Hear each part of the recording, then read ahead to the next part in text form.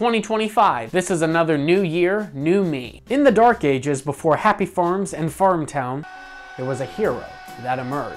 This game had walked so Farming Simulator could run. The golden age of Adobe Flash Player as its right-hand man. We are talking about FarmVille. In 2009, while social media is starting to rise up and take over, Flash games are finding a spike in play as well. Flash games were free to play, so us poor people could play games just like the wealthy kids. Here is the hierarchy when I was a lad in school. It went wealthy kids had video game consoles, middle class had handheld games as well as those damn webkin things. Everyone had a webkin at school except me, I think, at one point, and they treated these things better than their own damn pets at home. And then the poor and the needy had Flash games. MySpace was slowly decaying while Zuck and the gang were going on the up and up with Facebook. Someone stumbled into Uncle Zuck's palace and said, "We need to combine having our social media platform along with Flash games." Zuck rubbed his forehead with his lizard tongue and said, "I agree." The real story starts with a developer called Zynga. It was founded in 2007 and its slogan was "Connecting the world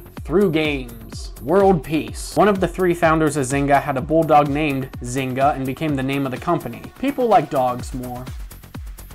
World peace! Zynga's first game was Texas Hold'em Poker, or better known as Zynga Poker. This had opened the door between Zynga and Facebook, and Zynga in 2009 acquired My Mini Life, which created FarmVille. In just 2 months, FarmVille had 10 million daily active users, and in February of 2010, Facebook had over 80 million active users playing. If you never played or seen FarmVille before, allow me to rock your world. Let's start with the best theme music of all time.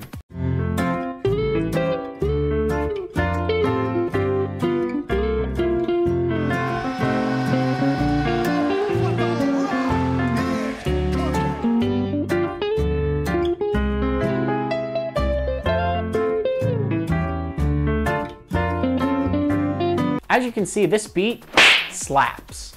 This would play on loop the entire time you play the game. Some of you grew up having Xbox Live. The rest of us had our Facebook friends at the bottom of our screen playing FarmVille. This is one of those major things that made FarmVille FarmVille. You could go visit other people's farms, help harvest the crops, revive dead plants for them because they actually had a life and you didn't. You could gift chickens to each other and fill the coop. In middle school, my best friend's dad was my friend on Facebook solely for the purpose of being able to exchange crops, chickens, and revive each other's plants. And if that is not a friendship on a level that Xbox Live cannot touch, I don't know what is. Remember, Zynga's going after world peace here. Besides visiting other friends' farms and having them clearly take advantage of you, you had to take care of your own damn farm.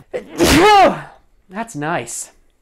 I'm glad I did that. You could walk around, plow plots of land, plant seeds, harvest them in 4 hours up to 5 days. Customize the farm, add a house, put up some beautiful fencing, put out the seasonal decor. Have you heard of The Sims? Me neither. What the hell is that anyhow? Raise livestock, earn coins, buy stuff, yada yada. But you could also customize your avatar. How do you envision yourself as a farmer looking? Are you a hipster in flannels with glasses even though you brag you have 20/20 vision? Or do you go with an honest look? Blue jeans and a country brim hat.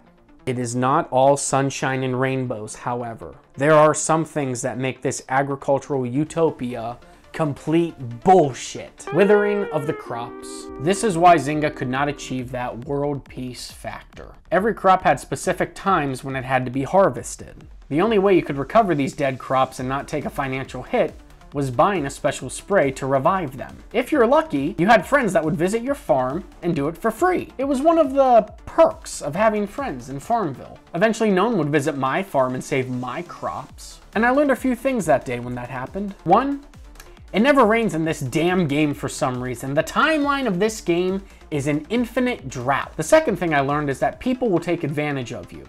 I was just a number that could revive crops, gift chickens, and just be a profile picture at the bottom of your screen. The final thing I learned was that FarmVille and farming in general was fixed. You have to pay if you want to play. Nice guys finish last in FarmVille. Pay real money to convert to farm bucks or whatever the hell it was called to buy fake shit for your simulation. The first time I visited a friend's farm that bought stuff with real money, a part of my agricultural spirit had died. Fancy farmhouse, one-of-a-kind Valentine's Day cows, stuff the average farmer could not achieve.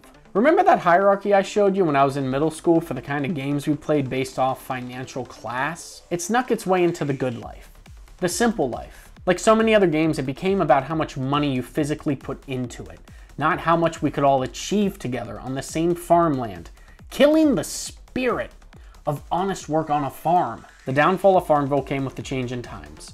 Other video games had emerged, consoles were becoming cheaper and more affordable. Eventually, Facebook had to pull the plug in the original FarmVille on December 31st, 2020. And a dark day it was. Other variations of FarmVille still exist, but none can tap on the door of what we OGs once had. Zynga still has yet to achieve world peace through connecting others or whatever the hell their slogan was. The impact from FarmVille made average people want to own real farms. And real farmers wanted average people to stay far the hell away from them.